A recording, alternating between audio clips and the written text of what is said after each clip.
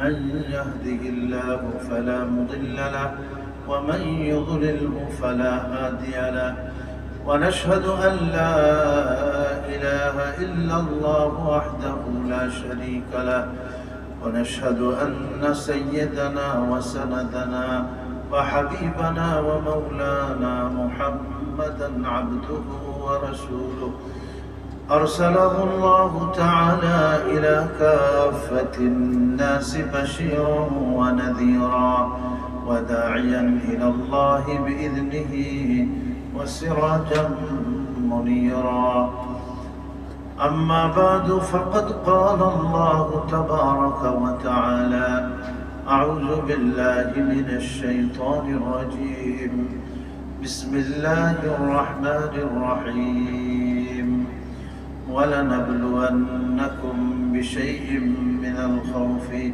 والجوع ونقص من الأموال والأنفس والثمرات وبشر الصابرين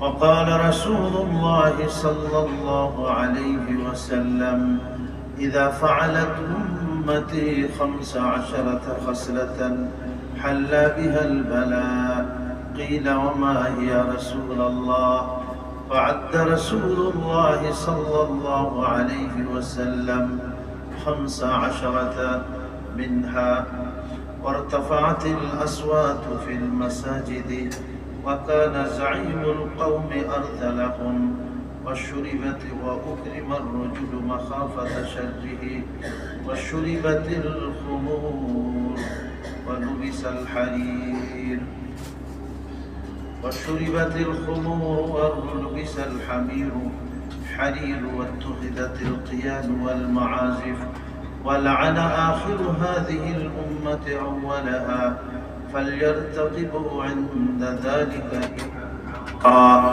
أو خسفا أو مسخا أو قذفا وآيات تتابع كنظام بال قطع سلكه رواه الترمذي أو كما قال رسول الله صلى الله عليه وسلم صدق الله مولانا العظيم وصدق رسوله النبي الكريم ونحن على ذلك من الشاهدين والشاكرين والحمد لله رب العالمين اللهم صل على محمد وعلى آل محمد كما صليت على إبراهيم وعلى آل إبراهيم إنك حميد مجيد اللهم بارك على محمد وعلى آل محمد كما باركت على إبراهيم وعلى آل إبراهيم إنك حميد مجيد محترم মুসল্লিয়ান کرام উপস্থিত হাজিরিন মহান আল্লাহ পাকের অসংখ্য মেহেরবানি এবং তার দরবারে লাখ কোটি শুকর যে তিনি আমাদিগকে হায়াতে বাঁচিয়ে রেখেছেন এবং আমাদের জীবিতদের মধ্যে শামিল করেছেন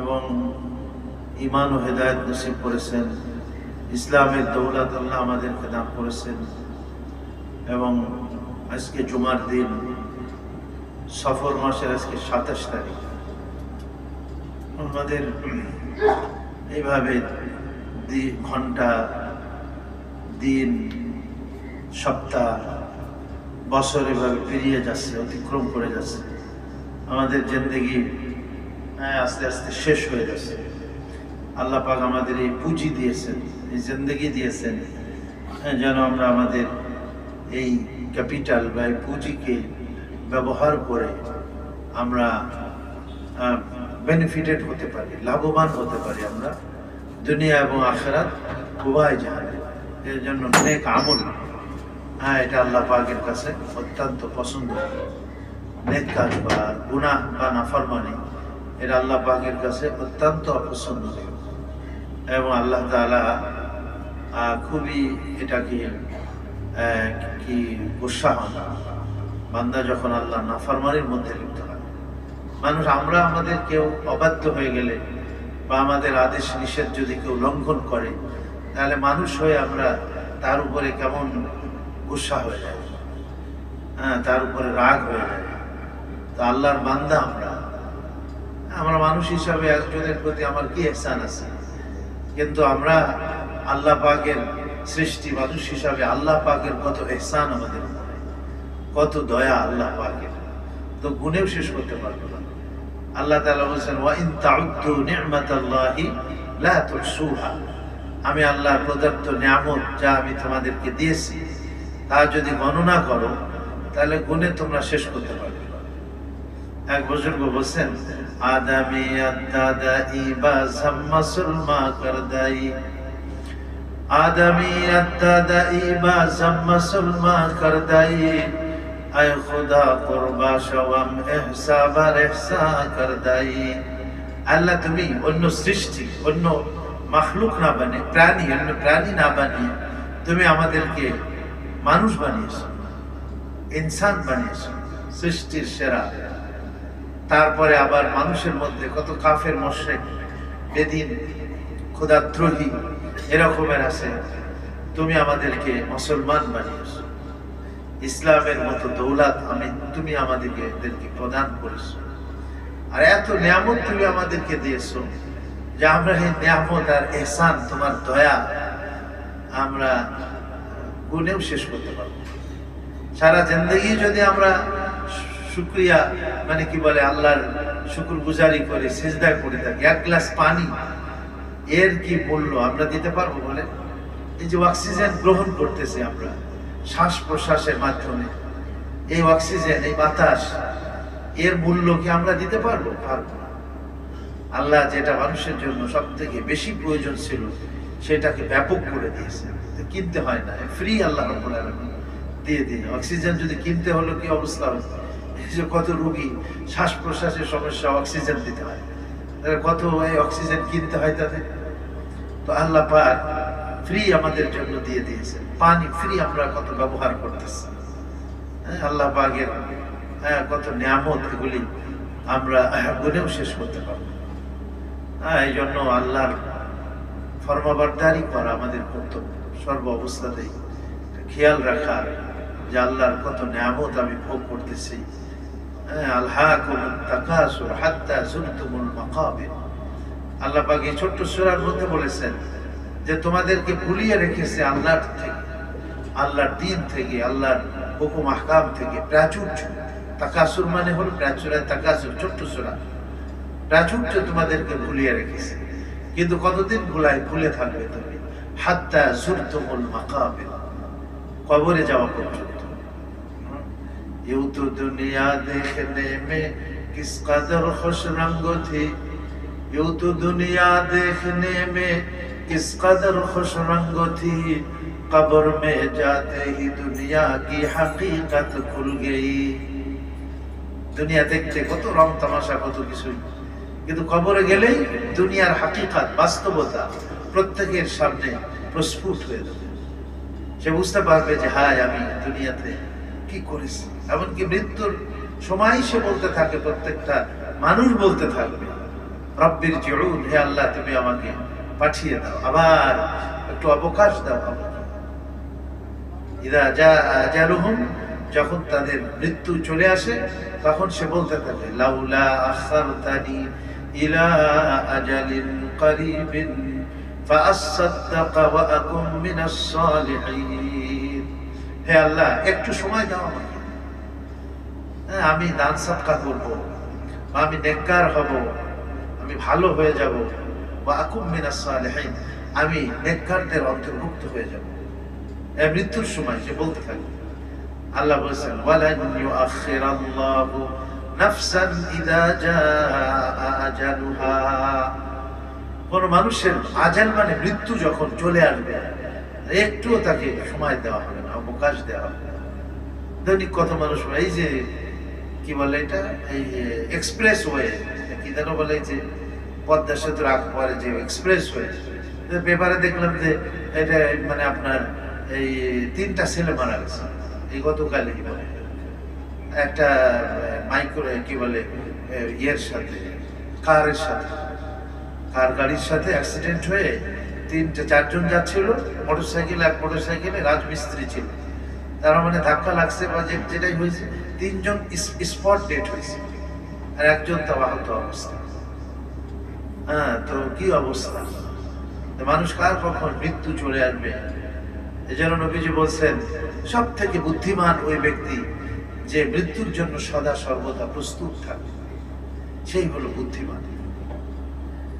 এই জন্য আল্লাহ বলবেন যে ওয়ালা ইউআখিরুল্লাহু নাফসান ইযা জাআ আজালুহা, যার মৃত্যু যখন তার চলে আসবে তখন তাকে মুহূর্তকাল অবকাশ দেওয়া হবে। এই কথাটা বারবার স্মরণ রাখতে হবে। মৌত জিস দিন আ গই দুনিয়া কি দৌলত ক্যা হুই, मौत जिस दिन आ गई दुनिया की दौलत क्या हुई, रूह तन से उड़ गई मुर्दा की हालत क्या हुई। রুহটা শরীর থেকে যখন বের হয়ে যাবে তখন এই শরীরের আর কোনো মূল্য নেই। রুহটা আছে শরীরে, আমার সবকিছু ঠিক আছে, কিন্তু এই রুহটা যখন আল্লাহ ক্লোজ করে নেবেন শরীর থেকে, তখন আমার এটা ডেড বডি হয়ে যায়, তার মানে এটা মৃত্যু, মাইয়াত হয়ে যায়, লাশ হয়ে যায়, কোনো মূল্য থাকে না। এই জন্য সময়কে কদর করা, আল্লাহ আমাদের সবাইকে তৌফিক দান করেন, নেক কাজে অগ্রসর করার তৌফিক আল্লাহ আমাদের।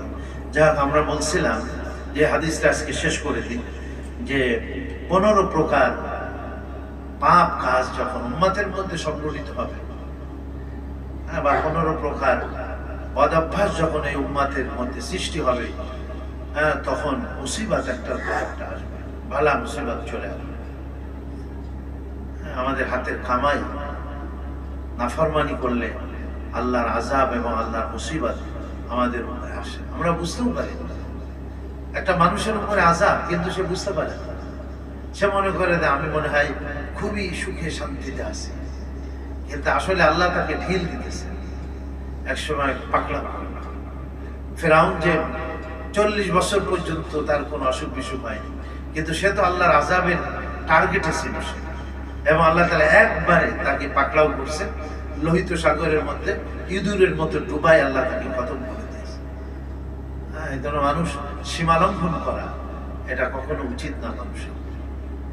আল্লাহর ইয়ের মধ্যে পাকড়া বা গ্রেফতারের মধ্যে সে কিন্তু চলতে থাকে, আল্লাহ হঠাৎ করে তাকে গ্রেফতার করে। তো আজকে আমরা আলোচনা করি এই আপনার 8 নম্বর হইল ওয়ারতাফাআতিল আসওয়াতু ফিল মাসাজিদ, মসজিদের মধ্যে উঁচু আওয়াজ হবে। মসজিদ আল্লাহর ঘর, মসজিদে ঢোকা মাত্রই আল্লাহর ভয় থাকতে হবে অন্তরের মধ্যে, যে আমি কার ঘরে ঢুকতেছি। আমরা একটা সাধারণ কোনো এই কি বলে বিচারপতি অথবা বড় কোনো দুনিয়ার লাইনে যে অনেক বড়, তার দরবারে যখন আমরা যাই তখন আমরা কেমন সতর্ক হয়ে যাই। প্রধান বিচারপতি, বিচার কার্য চলতেছে, সেখানে আমরা কি রকমের একটা মানে অবস্থা আমাদের থাকে। একজন বুজুর্গ উনি যখন মসজিদে প্রবেশ করতেন তখন ওনার চেহারা ফ্যাকাশে হয়ে যেত, কেমন যেন উনি হুঁশ হারায় চলতেছেন, এরকম শরীরে প্রকম্পন সৃষ্টি হতো। তো লোকেরা জিজ্ঞাসা করত কি ব্যাপার, মসজিদে প্রবেশ করতেছেন তা আপনার মধ্যে এরকমের অবস্থা, আপনি এরকম ভয়ে যেন প্রকম্পিত, চেহারা ফ্যাকাশে হয়ে যাচ্ছে। বলে দুনিয়ার বড় কোনো রাজা বাদশাহ, দুনিয়ার কোনো বিচারপতি বিচারক, তার দরবারে যখন যায় তখন আমাদের কি অবস্থা হয়, ভয়ে তো ভীতু থাকে, সন্ত্রস্ত থাকে, শরীরে কম্পন এসে দেয় অনেক ক্ষেত্রে। তা আমি কার দরবারে, সেই সারা দুনিয়ার বাদশাহদের বাদশাহ মালিকুল মুলুক যিনি, সে মহান স্রষ্টা, মহান আল্লাহ যিনি সারা জাহানের পরওয়ারদিগার, তার দরবারে আমি প্রবেশ করতেছি। তো আমার অবস্থা যদি ও তার থেকে বেশি অবস্থা না হয়, দুনিয়ার কোনো রাজা বাদশার কাছে গেলে যে অবস্থা আমার হয় তার থেকে যদি না হয়, তাহলে আমি আল্লাহকে আমি কি মূল্যায়ন করলাম, আল্লাহর দরগা, আল্লাহর দরবারকে আমি কি মূল্যায়ন করলাম। অনেকে আমরা মসজিদে বসে মামা বাড়ির মতো গল্প করতেই থাকি, এদিককার ওদিককার কত দুনিয়ার কথাবার্তা। মসজিদে শোরগোল হবে, মসজিদে আওয়াজ হবে, হ্যাঁ, এটাও কিয়ামতের একটা আলামত। যখন তোমরা দেখবে মসজিদে মানুষ শোরগোল করতেছে, আওয়াজ করতেছে, তখন জেনে নিবে, বুঝে নিবে যে কিয়ামত একেবারে নিকটবর্তী চলে আসছে। এজন্য মসজিদে ভাব গাম্ভীর্য অবস্থা বজায় রাখতে হবে। আমি আল্লাহর দরবারে উপস্থিত, সুতরাং আল্লাহর নজরে আমি আছি, আল্লাহর দৃষ্টির মধ্যে আমি আছি। আমাকে কেমন ভাবে মসজিদে অবস্থান করা উচিত, কথাবার্তা কেমন হওয়া উচিত। হযরত ওমর রাদিয়াল্লাহু আনহু জামানাতে দুইজন লোক মসজিদে নববীতে ঢুকে জোরে আওয়াজ করে কথা বলতেছে, জোরে কথা বলতেছে। হযরত ওমর রাদিয়াল্লাহু আনহু কাউকে দিয়ে তাদেরকে ডাকালেন এবং ছড়ি দিলেন। বলে যে তোমাদের বাড়ি কোথায়? বলে ওই গ্রামে। তায়েফের দিকের কথা বললো, ওইখান থেকে আমরা আসছি। তো গ্রামের মানুষ অনেক সময় আদব কায়দা তো জানে না, তো তাদের হয়তো জানা ছিল না মসজিদে কিভাবে অবস্থান করতে হবে, মসজিদে জোরে কথা বলা যায় না, জোরে উঁচু আওয়াজ করা যায় না, তারা হয়তো জানতো না। হযরত ওমর রাদিয়াল্লাহু আনহু বলতেন, লাউ কুনতুমা মিন আহলিল বালাদ, তোমরা যদি শহরের লোক হইতে, যারা সভ্যতা, সংস্কৃতি, আদব কায়দা এগুলি জানে, তোমরা যদি শহরের লোক হইতে, লা আউজাতুকুমা, এই লাঠি দেখছো, তোমাদের পিঠের চামড়া আমি উঠাই দিতাম, পিটাই। আতারফাআন আসওয়াতুকুমা ফিল মসজিদ, তোমরা আল্লাহর ঘর মসজিদে আওয়াজকে উঁচু করতেছো। এই জন্য মসজিদে আসলে, হ্যাঁ, আমাদের আল্লাহর ঘর, আল্লাহর দরবারে আমি আসছি, বিসমিল্লাহ পড়ে পাঁচটা সুন্নাত বলে উলামায়ে কেরাম মসজিদে প্রবেশ করার সময় আমরা অনেকে ভুলে যাই। আল্লাহর দরগা, আল্লাহর দরবার, তার আমরা আদব লেহাজ এটা আমরা করি না। ডান পা দিয়ে প্রবেশ করতে হবে, বিসমিল্লাহ বলে প্রবেশ করতে হবে, দুরূদ শরীফ পড়তে হবে, দোয়া পড়তে হবে, ইতিকাফের নিয়ত করতে হবে।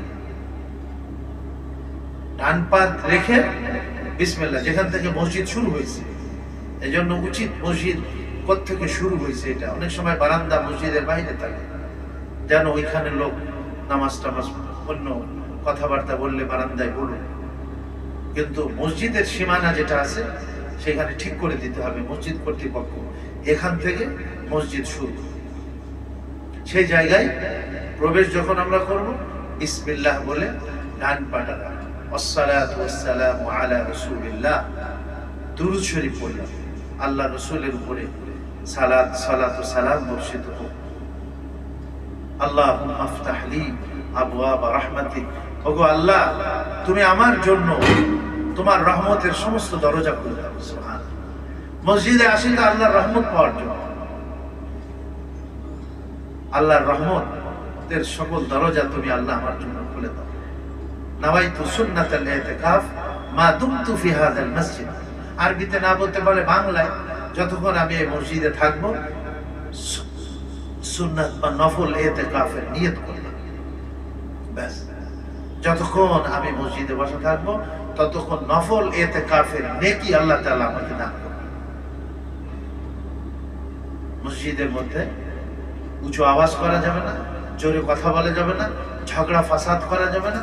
এক হাদিসে রাসূল করিম আলাইহিস সালাতু ওয়াসসালাম বলেন, সায়াকুনু ফি আখিরিজ জামানি কওমুন ইয়াকুনু হাদিসুহুম ফি মাসাজিদিহিম, নবীজি বলেন আমার উম্মতের মধ্যে শেষ জামানাতে এমন কিছু লোক সৃষ্টি হবে যাদের অধিকাংশ দুনিয়াবি কথাবার্তা মসজিদের মধ্যে হবে।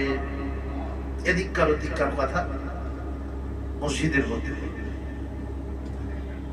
নবীজি বলেন যে মসজিদের মধ্যে ক্রয় বিক্রয় করা, কেনা বেচার কথাবার্তা বলা মসজিদের মধ্যে, ইদা রাআইতুম মান ইয়াবিউ ওয়া ইয়াবতাউ ফিল মসজিদ, যখন তোমরা দেখবে মসজিদের মধ্যে কেউ ক্রয় বিক্রয়ের কথাবার্তা বলতেছে, ফাকুলু লা আরবাহাল্লাহু তিজারাতাকা, বলো আল্লাহ যেন তোমার এই ব্যবসার মধ্যে কোনো লাভ না দেয়, আল্লাহ তোমার এই ব্যবসাকে মিটিয়ে দেয়, ধ্বংস করে দেয়।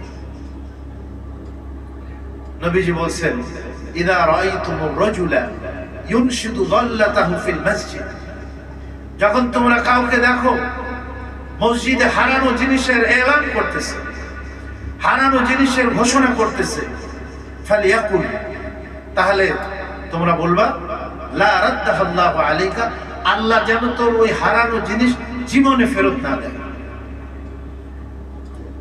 একজন লোক উট হারাই গেছে, হুজুরের মসজিদে এলান করতেছে যে আমার উট হারাই গেছে, আপনারা কেউ পাইলেন একটু আমার দিয়েন ভাই। নবীজি আলাইহিস সালাম তাকে ডাকলেন, হ্যাঁ, মসজিদ কি এজন্য বানানো হয়েছে যে হারানো জিনিসের এলান আর ঘোষণা মসজিদের মধ্যে দিব? এবং নবীজি তখন এই হাদিসটা বললেন, তোমাদের কেউ যদি মসজিদের মধ্যে হারানো জিনিসের এলান করে, ঘোষণা করে, তাহলে অবশ্যই তোমরা বলবে, আল্লাহ যেন তোর ওই জিনিস আর জীবনে ফেরত না দেয়। হ্যাঁ, একটা কেউ মসজিদে কোনো কিছু রেখে গেছে মসজিদের মধ্যে, সেটা ভিন্ন কথা, কিন্তু বাহিরের জিনিসের এলান, যেটা বাহিরে হারাই গেছে, সেটা আমি মসজিদে ঘোষণা করতেছি। একটা লোক হারাই গেছে, আমরা মসজিদের মাইকে ঘোষণা দিয়ে দিই, এটা তো উচিত না। বরঞ্চ সেখানে বলা হয়েছে, তুই যেন আর ওই জিনিস কোনোদিন না পাস। মসজিদকে এজন্য বানানো হয়। এজন্য মসজিদের মধ্যে এই ধরনের কোনো কার্যকলাপ, দুনিয়াবি কোনো কথাবার্তা, এগুলি না বলা চাই মসজিদের মধ্যে। মসজিদে প্রবেশ করে যদি মাকরুহ ওয়াক্ত না হয়, মাকরুহ ওয়াক্ত যদি না হয়, বা আমভাবে কোনো আমল না চলে, যেমন এখন বয়ান চলতেছে, আপনি ঢুকে মাঝখানে 2 রাকাত নামাজের নিয়ত করলেন, তো এটা তো একটা বেঢঙ্গাপনা হলো, এটা একটা আদবের পরিপন্থী কাজ হয়ে গেল। যদি কোনো আমল না চলে মেম্বার থেকে, অথবা মাকরুহ ওয়াক্ত না হয়, তাহলে নবীজি বলছেন যে সে যেন 2 রাকাত তাহিয়াতুল মসজিদ, অর্থাৎ মসজিদের সম্মানার্থে সে যেন 2 রাকাত নামাজ পড়ে নেয়। মান দাখালাল মসজিদা, যে মসজিদে প্রবেশ করে, ফালিয়ারকা রাকাতাইন ক্বাবলা আন ইয়াজলিসা, বসার পূর্বে সে যেন 2 রাকাত নামাজ পড়ে। এটা সে পড়তে পারবে কখন?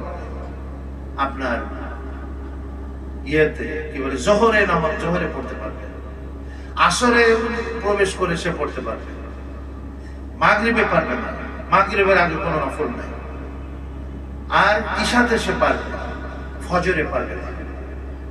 কেন? ফজরে শবে সাদেক থেকে, যখন শবে সাদেক হয়ে যায়, শবে সাদেক হওয়ার পর থেকে নিয়ে সূর্য উঠা পর্যন্ত শুধু 2 রাকাত ফরজ নামাজ আর 2 রাকাত আপনার সুন্নাতে মুআক্কাদা যেটা আমরা পড়ি, এছাড়া অন্য কোনো নফল নাই। না তাহিয়াতুল মসজিদ আছে, দুখুলুল মসজিদ বলি আমরা সেটাকে, না তাহিয়াতুল ওযু আছে, অথবা অন্য কোনো নফল নামাজ আছে, এই সময়ও নাই।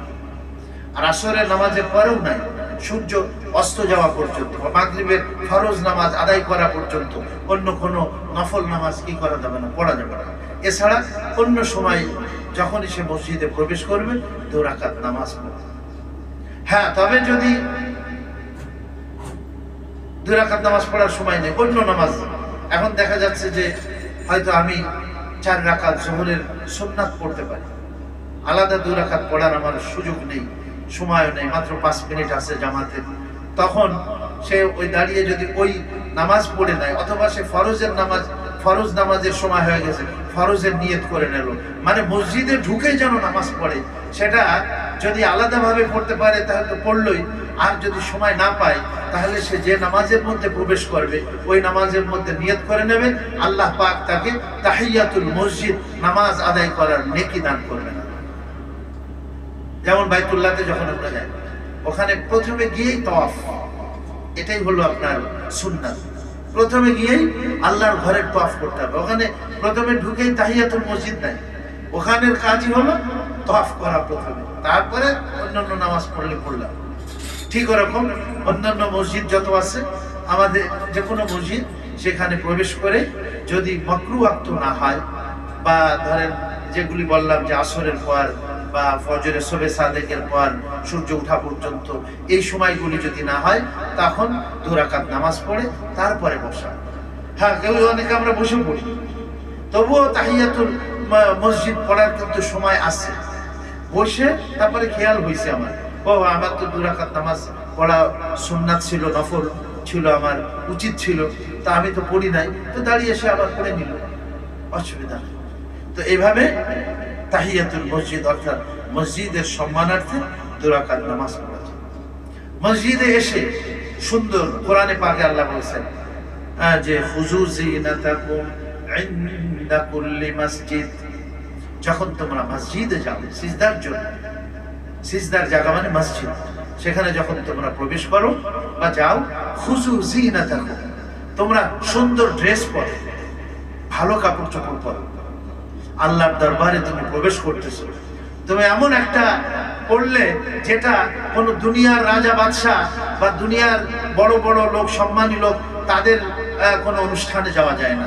এই রকমের গেঞ্জি পরে তুমি কি করলে? মসজিদে ঢুকলে। হাফ হাতা শার্ট পরে তুমি কি করলে? মসজিদে ঢুকলে। কি হলো? অনেকে মসজিদে নামাজ পড়ি আমরা এই টি শার্ট পরে, আবার সেটাকে আবার ইন করে প্যান্টের মধ্যে। যখন সিজদায় যায় দেখা যায় সতর পিছন থেকে তার 4 আঙ্গুল সতর কি হয়ে গেছে? খুলে গেল। তাহলে তার নামাজের কি অবস্থা হলো? সতর খুলে গেল তার।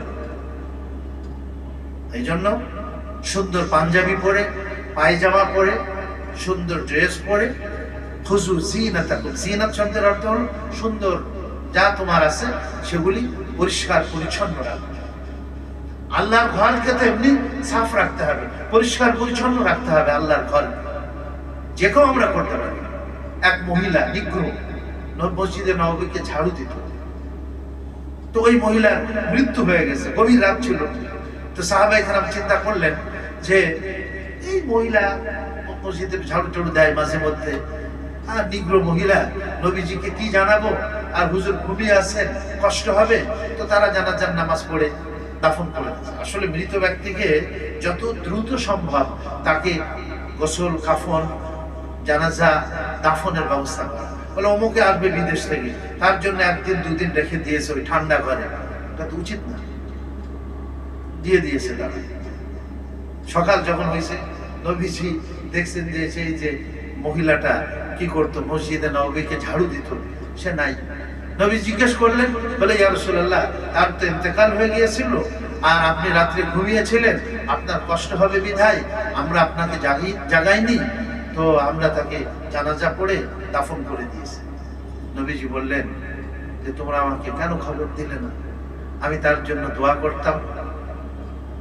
এই মহিলা আল্লাহর ঘরকে ঝাড়ু দিত, আল্লাহ তার জন্য জান্নাতের ফয়সালা করেছেন। আল্লাহ তার জন্য নাজিবুল মাসাজিদ, মসজিদকে তোমরা পাক সাফ রাখো, মসজিদকে তোমরা কি রাখো? পবিত্র রাখো। আমার ঘর, আমার অফিস যেরকম সাফ থাকে, তার থেকে আল্লাহর ঘর আমি আরো বেশি সাফ সুতরা রাখতে হবে। একটা ময়লা পড়ে আছে, আমি উঠাই ফেলি, আল্লাহ আমার গুনাহ মাফ করে দেবে। যে মসজিদের কোনো ময়লা সাফ করবে, আল্লাহ পাক তার দিলকে সাফ করে দেবে, তার দিল মনকে গুনাহের থেকে পাক ও পবিত্র করে দেবে। যে মসজিদকে সম্মান করবে সে আল্লাহকে সম্মান করবে। ওয়া মান ইউআজ্জিম শাআইরাল্লাহ, আল্লাহর নিদর্শন মসজিদ, যে এই আল্লাহর নিদর্শনাবলীকে সম্মান করবে, ফাইন্নাহা মিন তাকওয়াল কুলুব, এটা হলো তার অন্তরে যে আল্লাহর ভয় আছে, এটার নিদর্শন। মসজিদের মেম্বার কারা হবে? পরিচালনা কমিটিতে কারা আসবে? আল্লাহ কোরআনে পাকে স্পষ্ট করে বলে দিয়েছে, ইন্নামা ইয়ামুরু মাসাজিদাল্লাহি মান আমানা বিল্লাহি ওয়াল ইয়াউমিল আখির। প্রথম নম্বর শর্ত হলো আল্লাহ পাকের উপরে পূর্ণ বিশ্বাস এবং আস্থা যার আছে, আল্লাহর উপরে ঈমান থাকতে হবে, গভীর ঈমান যার আছে, ঈমানদার, ওয়াল ইয়াউমিল আখির, এবং আখিরাতের উপরে পূর্ণ বিশ্বাস এবং ইয়াকিন আছে। 1 নম্বর গুণ তার এই থাকতে হবে। আমরা ঈমানদার কি বেঈমান এগুলি দেখি না। টাকা আছে, আছে, হয়ে গেছে, সমাজে প্রভাবশালী হয়ে গেছে, কিন্তু আল্লাহ বলছেন আমানা বিল্লাহি ওয়াল ইয়াউমিল আখির। সর্বপ্রথম দেখো এই লোকটার মধ্যে আল্লাহর উপরে এবং আখিরাতের উপরে পরিপূর্ণ আস্থা এবং বিশ্বাস আছে কিনা, তার খাঁটি ঈমান আছে কিনা, এটা দেখো। 2 নম্বর বলছে ওয়া আকামাস সালাহ, নামাজ পড়ে কিনা। কত লোক, কত বেনামাজি মসজিদ কমিটি বানাই ফেলছি, আমরা দিয়ে ফেলছি। অত সে মসজিদ কমিটি হওয়ার কোনো যোগ্য না, সে মসজিদে আসে না, সে নামাজ পড়ে না। আল্লাহ বলছেন ও আকামাস সালাহ, দ্বিতীয় গুণ তার মধ্যে দেখো সে পরিপূর্ণ নামাজি কিনা। ও আকামাস সালাহ, তার সম্পদের হক আদায় করে কিনা। ও আতাজ যাকাত, যাকাত দেয় কিনা। দেখো তবেই না সে আল্লাহর ঘরে টাকা পয়সা কি করবে, সে ব্যয় করবে। তার হালাল উপার্জন থেকে আল্লাহর ঘরে সে কি করবে, সে ব্যয় করবে। ওয়া আতাজ যাকাত। আর লাস্টে বলছেন কি, ওয়ালাম ইয়াখশা ইল্লাল্লাহ, আল্লাহ ছাড়া সে কাউকে ভয় করে না। যদি ভয় করে একমাত্র আল্লাহকে ভয় করে, আল্লাহকে ভয়। আল্লাহর ভয় আছে কিনা। আরেক আয়াতে আল্লাহ বলছেন ইন আউলিয়াউহু ইল্লাল মুত্তাকুন, মসজিদের মুতাওয়াল্লি, মসজিদের পরিচালনা কমিটি কারা হবে? মুত্তাকিন, যারা পরহেজগার, যারা যাদের মধ্যে আল্লাহর ভয় আছে, তাকওয়া আছে, তারা হবে মসজিদ কমিটি। ইন আউলিয়াউহু ইল্লাল মুত্তাকুন। কিন্তু আজকে আছে এগুলি আমাদের মধ্যে। মসজিদের মধ্যে দেখলেন না, একদিন আমি যখন প্রথম দিকে আসছি, মারামারির মতো পরিবেশ সৃষ্টি হয়ে গেছে মসজিদের মধ্যে। কিয়ামতের আলামত এগুলি। আরে ভাই, এক ভাই জোরে কথা বলছে, তুমি একটু সবর করো। মসজিদের মধ্যে ঝগড়া করবো কেন আমরা? একজন আরেকজনকে মারতে উদ্যত হবো কেন আমরা? তর্ক বিতর্ক করবো কেন? মসজিদ আল্লাহর ঘর। কোন দুনিয়ার লাইনে বড় কোন মন্ত্রী মিনিস্টারের সামনে গিয়ে সেখানে আপনি ঝগড়া করেন তো, কিলাকিলি করেন, ঘুষাঘুষি করেন তো। আর আল্লাহর ঘরে কেন আমরা এগুলি করি? নবীজি বলছেন ওয়ারতাফাআতিল আসওয়াতু ফিল মাসাজিদ, যখন তোমরা দেখবে মসজিদের মধ্যে হইচই হচ্ছে, আওয়াজ হচ্ছে, চিৎকার আর চিল্লানি মসজিদের মধ্যে হচ্ছে, তখন উম্মতের রেহাই নাই, বালা মুসিবত তাদের উপর একটার পর একটা কি করতে থাকবে, আসতেই থাকবে তাদের। একটা মসজিদ বানাইছিল মুনাফিকরা এবং নবীজিকে দাওয়াত দিয়েছিল, ইয়া রাসূলুল্লাহ, তারা তো বলতো মুনাফিক যে আমরা একটা মসজিদ বানাইছি। আসলে ওটা মসজিদ ছিল না, ওইখানে তারা ইসলাম ও মুসলমানদের বিরুদ্ধে ষড়যন্ত্র করার জন্য তারা একটা ঘর নির্মাণ করেছিল। এটাকে আল্লাহ তাবারক ওয়া তাআলা এটাকে কি বলেছেন? এটাকে বলছেন আল্লাযীনা ইত্তাখাযু মাসজিদান জিরারা, মুসলমানকে, মুসলমান ও ইসলামের প্রতিসাধন করার জন্য যারা এই ঘরকে নির্মাণ করলো, কুফরান, ইসলামের বিরুদ্ধে কুফরির প্রচার ও প্রসারের জন্য যারা এটা করলো, ওয়া তাফরীকাম বাইনাল মুমিনিন, মুমিনদের মধ্যে বিভেদ সৃষ্টি করার জন্য যারা এই ঘরকে বানাইলো, কি বলছেন আল্লাহ তাবারক ওয়া তাআলা? যে আপনার লা তাকুম ফীহি আবাদা, খবরদার আপনি ওই মসজিদে যাবেন না। ওটা হলো মসজিদে জিরার, ইসলাম ও মুসলমানদের প্রতিসাধন করার জন্য সেই মসজিদ। আপনি কোন মসজিদে যাবেন? লা মাসজিদুন উসসিসা আলা তাকওয়া আহাক্কু আন তাকুমা ফীহি, যে মসজিদের ভিত্তি রাখা হয়েছে তাকওয়ার উপরে, যার মুতাওয়াল্লি, যার কমিটিরা হলো মুত্তাকি লোক, তাকওয়ার উপরে মসজিদকে পরিচালনা করে।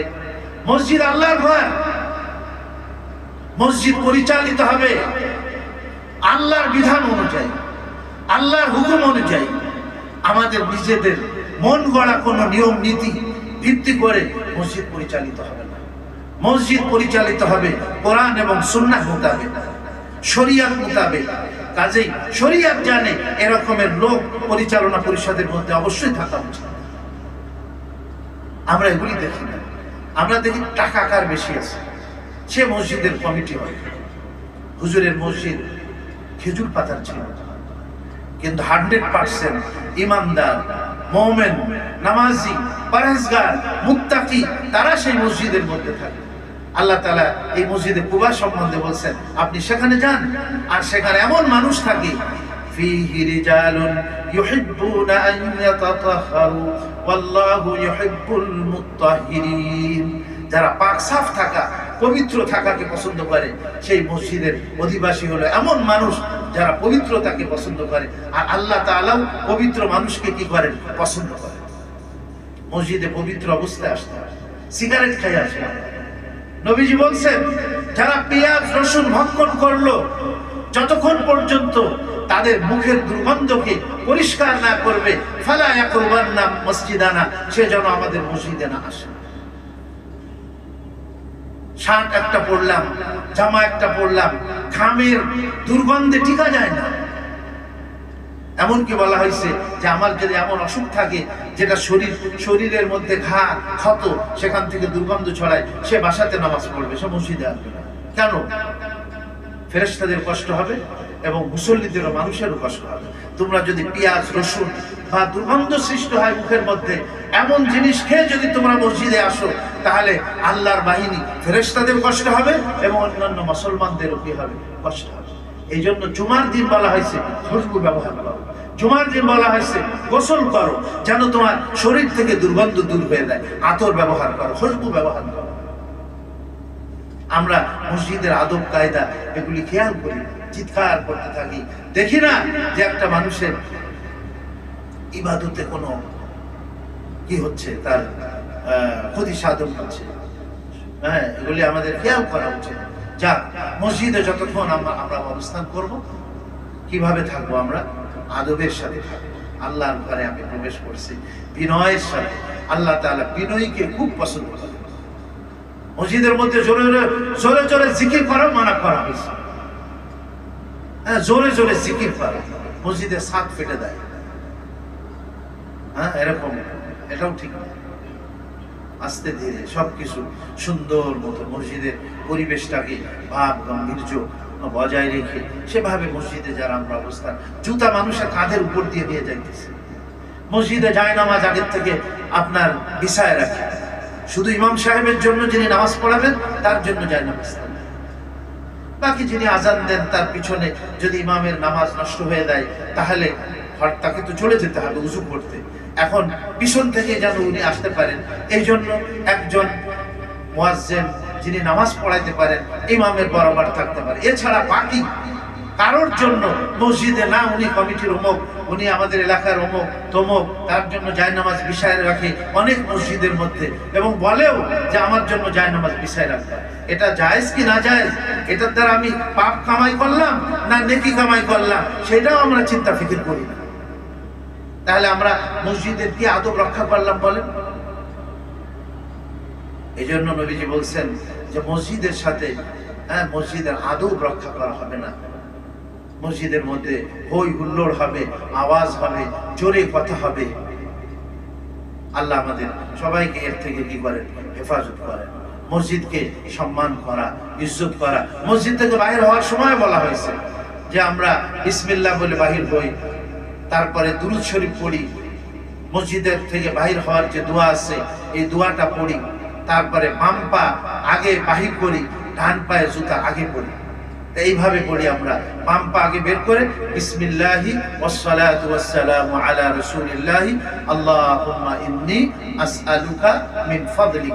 হে আল্লাহ, আমি তোমার হালাল রিজিক চাইতেছি। ফজল মানে এখানে হালাল রিজিক। হয়তো হইতে পারে মসজিদ থেকে বের হয়ে অনেকে রিজিকের দিকে যাইতেছে। আল্লাহ, তো আমি তোমার অনুগ্রহ চাইতেছি। অনুগ্রহ বলতে এখানে হালাল রিজিক বোঝানো হয়েছে। তা আল্লাহ পাক আমাদের সবাইকে সুবুঝ দান করেন এবং আমরা যেন মসজিদের মধ্যে আল্লাহর প্রকৃত মুআদ্দাব আদবওয়ালা বান্দা হিসাবে আমরা যেন আল্লাহর ঘরে থাকতে পারি। আল্লাহর ঘরকে সম্মান, যে আল্লাহর ঘরকে সম্মান করবে আল্লাহ তাকে সম্মান করবে, আর যে আল্লাহর ঘরকে অসম্মান করবে আল্লাহ তাকে অসম্মান করবে। কোনো সন্দেহ নাই এর মধ্যে। আল্লাহ আমাদের সবাইকে তার ঘরের সম্মান, শ্রদ্ধা এবং ঘরের সাথে সংশ্লিষ্ট যারা তাদেরও কিন্তু সম্মান করা উচিত। এই যে বাইতুল্লাহতে যায় যারা খেদমত করে তাদেরও সম্মান করা উচিত। মসজিদে যারা ইমাম সাহেব, খতিব সাহেব কখনো কমিটির জন্য বৈধ নয়, তাদেরকে কর্মচারী মনে করে কর্মচারীর মতো আচরণ করা, এটা অনেক মসজিদে করে। আমি আমাদের মসজিদের কথা বলতেছি না, অনেক মসজিদে কমিটির লোকেরা মনে করে যে এরা তো আমাদের কর্মচারী, আমাদের কথায় উঠবে আর বলবে। কখনো না, বরঞ্চ কমিটি ইমাম ও খতিবের কথা মতো তাদের শরীয়ত মোতাবেক তাদের কথা শোনা উচিত। আপনি একটা ডিসিশন নিলেন, আপনি খতিবকে জিজ্ঞাসা করলেন না, আপনি ইমামকে জিজ্ঞাসা করলেন না, এটা ধর্মীয় দৃষ্টিকোণ থেকে এটা বৈধ কি অবৈধ এটা আপনি করলেন না, এটা তো আপনার উচিত হয়নি। আপনি আমানতের খেয়ানত করলেন। যারা এই বিষয়ে জানে, বিজ্ঞ আলেম ওলামা, তাদের কাছে জিজ্ঞাসা করা উচিত।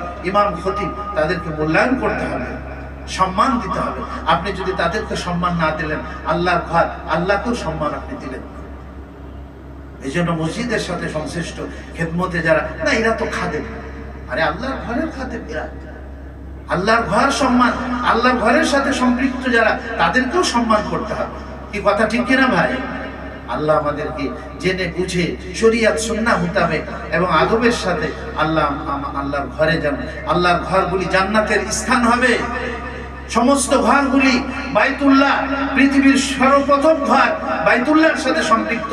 আর এই বাইতুল্লাহ সহ যত ঘর আল্লাহর জন্য ওয়াকফ করা হয়েছে, এসব জান্নাতের টুকরা হবে। আর যারা আদবের সাথে এই ঘরের মধ্যে থাকবে, অবস্থান করবে, পরিচালনা করবে কোরআন সুন্নাহ মোতাবেক, তাদেরকে নিয়ে এই মসজিদ জান্নাতের মধ্যে চলে যাবে। সুবহানাল্লাহ। আল্লাহ করেন আমরা সবাই মসজিদকে মহব্বত করি, আর মসজিদ যখন জান্নাতের টুকরা হয়ে যাবে, তা আমরাও এই মসজিদের সাথে যেন জান্নাতের মধ্যে যেতে পারি। আমাদের কমিটি, আমাদের সদস্য, আমরা যারা মসজিদে দান করি, আমরা এলাকার মানুষ যারা মসজিদে আসি, নামাজ পড়ি, মহব্বত করি, ইমাম, মুয়াজ্জিন, খতিব, খাদেম সব সহ আমরা ইনশাআল্লাহ এই মসজিদের সাথে আমরা জান্নাত, আল্লাহ আমাদের জান্নাতের মধ্যে স্থান করে দেন। আল্লাহ দোয়া করি আল্লাহ আমাদের সেই দান করেন, আমাদের মধ্যে সেই ধরনের সম্মান ও শ্রদ্ধা করা আল্লাহর ঘরকে, সেই প্রমাণতা এবং সেই আগ্রহ, অনুপ্রেরণা আল্লাহ পাক আমাদেরকে নসিব করেন। ব্যাস এই পর্যন্ত। আজকে আমি হাদিসটা শেষ করতে চাইছিলাম, তো এখানে গিয়ে তো আটকে গেলাম। তো আল্লাহ আগামীতে আলোচনা হবে আরো। আল্লাহ আমাদেরকে আমল করার তৌফিক দান করেন, যেন আমরা নেক কাজ, এমন কাজ যার দ্বারা আল্লাহ সন্তুষ্ট হন, সেই কাজ বেশি বেশি করতে পারি। আর যার দ্বারা আল্লাহ অসন্তুষ্ট হন, তার সেই কাজ থেকে আমরা যেন বিরত থাকতে পারি। যাদের সুন্নাত বাকি আছে, 4 রাকাত ক্বাবলাল জুমআ দেয়।